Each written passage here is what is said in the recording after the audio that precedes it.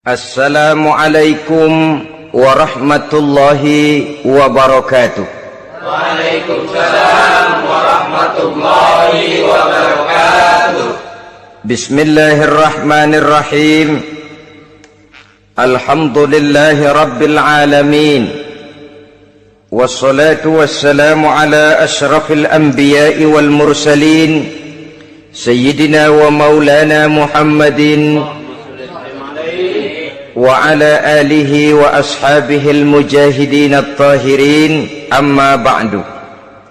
Dari Abi Hurairah, masa tenggang waktu antara kematian total pada tiupan sangkakala pertama dengan proses kebangkitan pada tiupan sangkakala kedua 40 lamanya.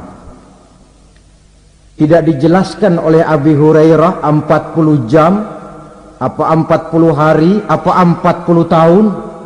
Hadis-hadis cuma menyebutkan 40 saja. Sunyi alam yang tinggal cuma Allah saja lagi.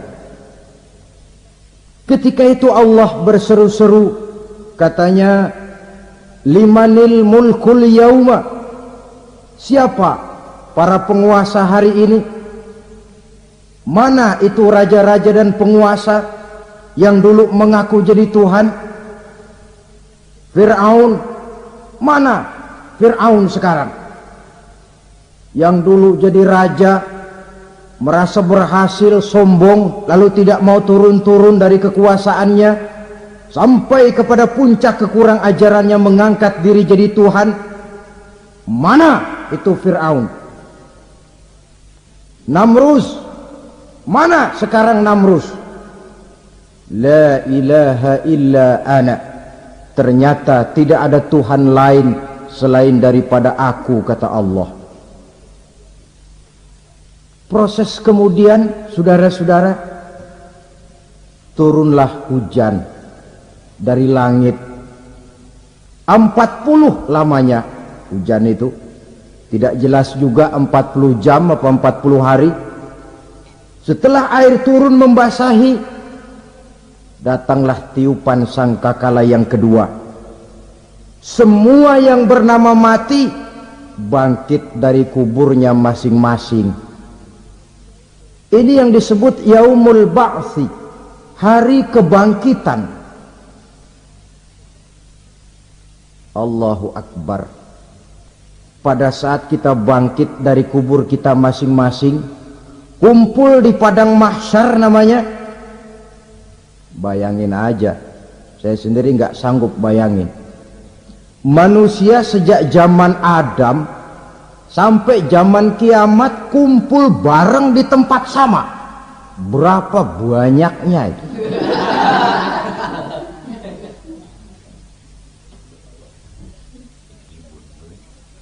Dan yang luar biasa, menurut satu riwayat, pada saat bangkit itu, Masya Allah, roman muka kita berubah, disesuaikan dengan amalan kita waktu di dunia ini. Barang siapa yang waktu di dunia amalannya itu amalan tikus, di akhirat nanti dia bangkit dari kubur, mukanya seperti muka tikus. Gagah betul badannya, tapi mukanya seperti tikus. Kenapa? Amalannya waktu di dunia seperti amalan tikus. Apa amalan tikus itu? Suka ngegeragoti barang yang sudah disimpan rapi-rapi. Orang sudah simpan uang rapi-rapi, simpan perhiasan rapi-rapi, digeragoti oleh tikus. Maling-maling, pencoleng-pencoleng, koruptor-koruptor, itu nanti di akhirat nanti kita lihat mukanya seperti muka tikus.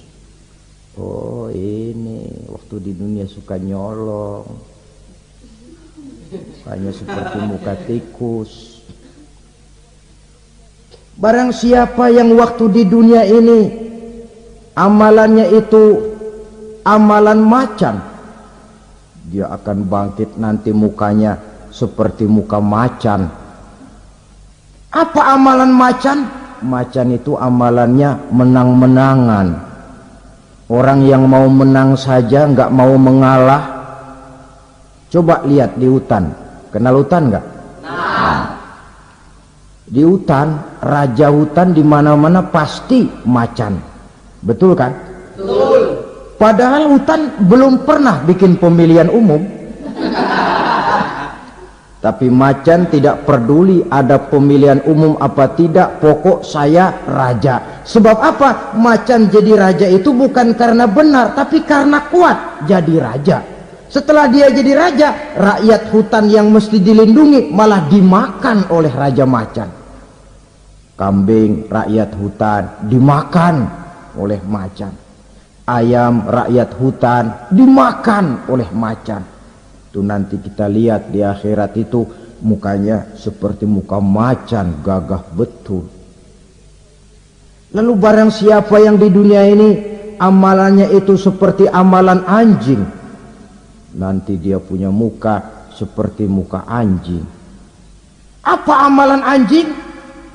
Pertama, anjing itu kalau disuruh jaga rumah, dia tidak bisa membedakan mana maling mana tamu. Biar yang datang maling, kalau bawa tulang, anjing kalem. Yang kedua, anjing itu akan setia kepada siapa saja yang memberinya roti. Siapa yang memberinya roti, itulah majikannya. Apa kata majikannya, pasti dia laksanakan. Soal benar atau salah, dia tidak peduli. Setelah anjing dapat roti, dia tidak punya pilihan lain kecuali bilang, abdi mah kumaha juragan wae ayeuna mah.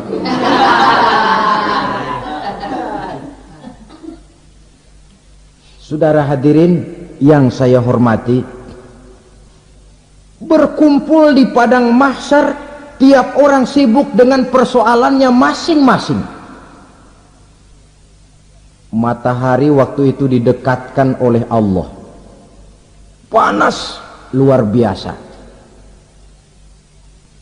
Ada yang saking panasnya itu mencucurkan peluh keringat sampai sebatas mata kakinya. Ada yang keringatnya sampai sedengkulnya, ada yang keringatnya sampai sepusatnya, ada yang keringatnya mengalir sampai sebahunya, ada yang kelelap oleh keringatnya sendiri, sementara orang di sampingnya enggak apa-apa. Bergantung lagi amalan dia waktu di dunia ini. Saudara-saudara, sebagian orang dalam kepanikan padang mahsyar berombong-rombong datang mereka menghadap Nabi Adam. Ya Adam, anta abal bashar. Hai Adam, Tuhan adalah bapak moyang manusia. Kami sebentar lagi akan disidang, dimintakan pertanggungan jawab. Tolonglah kami, hai Adam. Kata Nabi Adam, jangankan nolongin sampean, saya sendiri tanggung jawab di hadapan Allah. Ketika dulu tidak boleh makan khuldi, saya serobot. Sudahlah, urus diri masing-masing saja, nafsi. Begitu kata Nabi Nuh, begitu kata Nabi Ibrahim.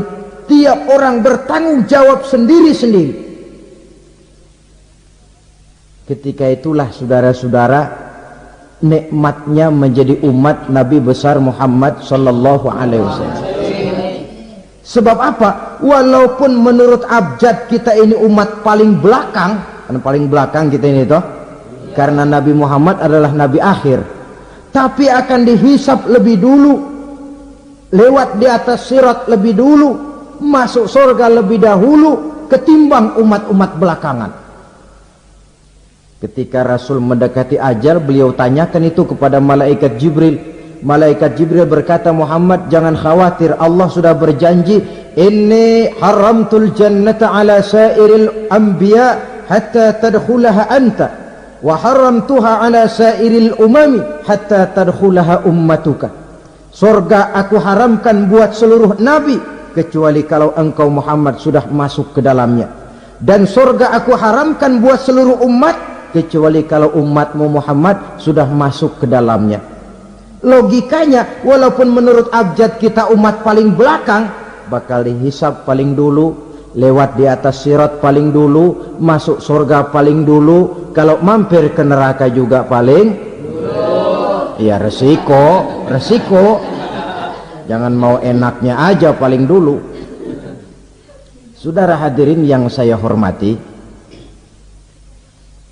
setelah masa kebangkitan itu jangan dikira begitu bangkit langsung diperiksa, masih menunggu menanti ribuan tahun perhitungan padang mahsyar untuk sampai kepada proses yang disebut yaumul hisab, hari perhitungan. Seorang demi seorang bakal dipanggil. Bayangkan saja, kita se-RT saja di absen, kadang-kadang perlu waktu lama. Ini manusia sejak zaman Nabi Adam sampai datang hari kiamat, satu demi satu disidang di hadapan Qadhi Rabbul Jalil. Status sosial copot sudah waktu itu. Yang pernah jadi hartawan di situ tidak lagi kelihatan kehartawanannya. Yang pernah jadi jenderal tidak lagi dipanggil jenderalnya. Yang ustadz tidak lagi dipanggil al-mukarramnya. Seluruh status sosial selesai. Innal ladzina amanu summa istaqamu fala khaufun 'alaihim wala hum yahzanun ulaika ashabul jannah hum fiha khalidun. Sesungguhnya orang-orang yang beriman lalu istiqamah, tetap dalam melaksanakan perintah Allah, tidak goyah, tidak labil tapi stabil, istiqamah, mereka tidak takut dan tidak bersedih hati. Merekalah penduduk sorga. Iman, istiqamah. Tidak punya duit, sembahyang. Banyak duit, sembahyang. Miskin, sembahyang. Kaya, tetap sembahyang. Istiqamah. Kadang orang kalau susah rajin ke masjid, banyak duitnya ngelihat masjid melengos. Itu yang dibilang waktu miskin hamba Allah, setelah kaya jadi hamba harta. Bergeser, tidak ada nilai istiqomahnya. Saudara-saudara, dengan begitu penduduk neraka itu dua. Ada penduduk permanen, ada penduduk yang semi permanen. Yang semi permanen orang-orang beriman yang mempunyai dosa besar. Mereka masuk ke neraka untuk menerima azab sesuai dengan dosanya. Bila selesai masa azab itu, mereka akan diangkat untuk ditempatkan kembali ke dalam surganya Allah Subhanahu wa ta'ala. Nah, dikala itulah saudara-saudara, ada yang disebut syafaat dari Rasulullah Sallallahu Alaihi Wasallam.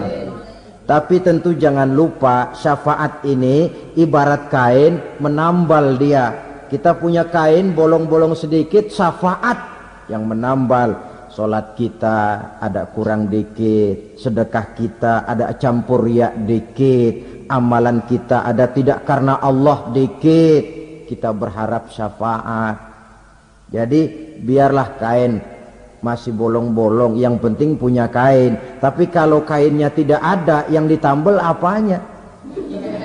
Sholat tidak, puasa tidak, zakat tidak, berharap syafaat saja, ya, terlalu berlebihan itu.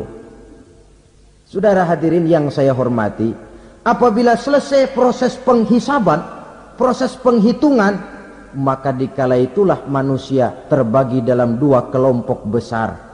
Fariqun fil jannah wa fariqun fis sa'ir. Sekelompok orang-orang beruntung yang masuk ke dalam surga, dan sekelompok lagi masuk ke dalam neraka. Akan memakan waktu untuk menceritakan sifat surga dan neraka, tapi insya Allah pada kesempatan pertemuan lain saya sampaikan. Namun sebagai gambaran umum cukuplah saya sampaikan sebuah hadis qudsi. Allah jelaskan, a'dadtu li'ibadiyas salihin ma la 'ainun ra'at wa la uzunun sami'at wa la khatara fi qalbil bashar. Aku sediakan buat hamba-hambaku yang soleh, yang tidak pernah terlihat oleh mata, tidak pernah terdengar oleh telinga, dan belum pernah terdetik dalam hati manusia. Jadi kenikmatan surga belum pernah dilihat mata, belum pernah didengar telinga, belum pernah terdetik dalam hati. Pedihnya azab neraka belum pernah terlihat mata, belum pernah terdengar telinga, belum pernah terdetik dalam hati. Saudara hadirin yang saya hormati, oleh karena itu sebagai uraian akhir daripada kiamat ini, marilah sama-sama kita memanfaatkan hidup dengan sebaik-baiknya supaya jangan timbul penyesalan di hari kemudian nanti. Mudah-mudahan kita seluruhnya diselamatkan Allah dari azab neraka dan mendapat surga dan ridhonya. Sekian dan demikianlah pertemuan kita kali ini. Terima kasih banyak atas segala perhatian. Mohon maaf atas segala kekurangan. Usikum wa nafsi bitaqwallah. Wassalamualaikum warahmatullahi wabarakatuh. Waalaikumsalam warahmatullahi wabarakatuh.